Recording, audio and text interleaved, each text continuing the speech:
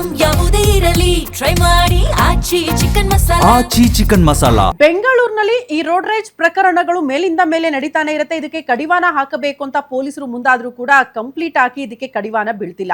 ಈಗ ಬೆಂಗಳೂರಿನಲ್ಲಿ once again ಎಲ್ಲರೂ ಕೂಡ ಬೆಚ್ಚಿ ಬೀಳುವಂತಹ ರೋಡ್ ರೇಜ್ ಪ್ರಕರಣ ಒಂದು ನಡೆದು ಹೋಗಿದೆ. ಕ್ಯಾಬ್ ಚಾಲಕನಿಗೆ ಹಲ್ಲೆ ಮಾಡಲು ತಾಯಿಯನ್ನ ಬೀಳಿಸಿದ್ದಾನಂತೆ ಭೂಪ. ಬೆಂಗಳೂರಿನ ಗುಟ್ಟಹಳ್ಳಿ ಬಸ್ ನಿಲ್ದಾಣದಲ್ಲಿ ನಡೆದಂತಹ ಘಟನೆ ಇದು. ಹಿಂಬದಿಯಿಂದ ಬಂದ ಕ್ಯಾಬ್ನಿಂದ ಮುಂದಿದ್ದ ಕಾರಿಗೆ ಡಿಕ್ಕಿ ಹೊಡೆದಿರುವ ಪರಿಣಾಮ ಡಿಕ್ಕಿ ಹೊಡೆದಿದ್ದ ಕ್ಯಾಬ್ ಚಾಲಕನಿಗೆ ಹಲ್ಲೆ ಮಾಡಿದ್ದಾನಂತೆ ವ್ಯಕ್ತಿ. ಪಕ್ಕದಲ್ಲಿ ಕೂತಿದ್ದ ಮಹಿಳೆ ತಡೆದ್ರೂ ಕೂಡ ಆಕೆ ಮೇಲೂ ಕೂಡ ಹಲ್ಲೆಗೆ ಯತ್ನ ಆಗಿದೆ. ತಡೆಯಲು ಹೋದ ತಾಯಿಯನ್ನ ಲೆಕ್ಕಿಸದೆ ಹಲ್ಲೆ ಮಾಡಿದ್ದಾನಂತೆ ವ್ಯಕ್ತಿ. ಈ ಸಮಯದಲ್ಲಿ ಕೆಳಗಡೆ ಬಿದ್ದ ವಯೋವೃದ್ಧ ಮಹಿಳೆ. ವಯಾಲಿಕಾವಲ್ ಪೊಲೀಸ್ ಠಾಣಾ ವ್ಯಾಪ್ತಿಯಲ್ಲಿ ನಡೆದಂತಹ ಘಟನೆ ಇದು. ರೋಡ್ ರೇಜ್ ಪ್ರಕರಣ. ಆಕಸ್ಮಿಕವಾಗಿ ಕಾರಿಗೆ ಕ್ಯಾಬ್ ಬಂದು ಡಿಕ್ಕಿ ಹೊಡೆಯುತ್ತೆ ನೋಡಿ. ಈ ರೀತಿ ಡಿಕ್ಕಿ ಹೊಡೆದಿರುವ ಪರಿಣಾಮ ಇದ್ದಕ್ಕಿದ್ದಂತೆ ಮುಂಬದಿ ಕಾರ್ನಲ್ಲಿದ್ದಂತಹ ವ್ಯಕ್ತಿ ಓಡ್ ಬಂದು ಕ್ಯಾಬ್ ಚಾಲಕನ ಮೇಲೆ ಹಲ್ಲೆಗೆ ಮುಂದಾಗ್ತಾನೆ. ಪಕ್ಕದಲ್ಲಿ ಆತನ ತಾಯಿ ಕೂಡ ಕೂತಿರ್ತಾರಂತೆ. ಬಟ್ ಅದನ್ನ ಕೂಡ ಲೆಕ್ಕಿಸದೆ ಈ ರೀತಿ ಹಲ್ಲೆ ಮಾಡಲಾಗಿದೆ.